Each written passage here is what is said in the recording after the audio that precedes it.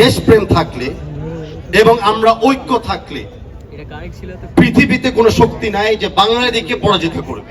তাই আমাদের স্বাধীনতার মাসে যে যাত্রা তারা শুরু করেছেন আমাদেরকে আবার মনে করে দিয়েছে যে যতবার কোনো না কোনো চ্যালেঞ্জ সামনে আসে আমরা বাঙালি হিসাবে, বাংলাদেশি হিসাবে যুবকরাই সব চ্যালেঞ্জ মোকাবেলা করবে।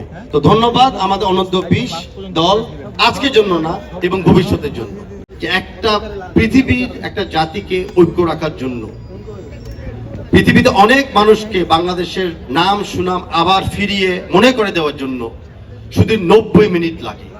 এই 90 মিনিটের সময় আপনারা সবাই জানেন যে আমরা সব আমাদের দুঃখ, কষ্ট, বেদনা, বিভক্ত ভুলে গিয়ে একটা দলের পিছনে আমরা দাঁড়িয়েছিলাম, একটা দলের জন্য আমরা চিৎকার দিয়েছিলাম, একটা দলের জন্যই আমরা পৃথিবীর সামনে বুক ফুলে বলতে পেরেছি উই আর দ্য এক্স্যাক্টলি। এই সুযোগ বারে বারে আসে না, বাট এই সুযোগ এর পরের বার যখনই বাংলাদেশের সামনে থাকবে এই সুযোগ আমরা অবশ্যই কেড়িয়ে নিব। আমরা সবাই ধন্যবাদ জানাতে চাচ্ছি যার অবদানে আজকে আমরা দাঁড়িয়ে আছি, যার অবদানে আজকে পুরো বাংলাদেশ ঐক্যভাবে নতুনভাবে দাঁড়িয়ে আছে। সে হলো আমাদের প্রাণপ্রিয় মাননীয় প্রধানমন্ত্রী তারেক রহমান সাহেব। উনি তাৎক্ষণিকভাবে টিম যাওয়ার আগে উনি আমাদের মাননীয় প্রতিমন্ত্রী সাহেবের সাথে বারে বারে খোঁজ নিয়েছিল যে টিমের অবস্থা কি, টিমের মেন্টাল এবং ফিজিক্যাল স্ট্রেংথ কেমন আছে এবং টিমকে উৎসাহ দেওয়ার জন্য আমরা কি করতে পারি।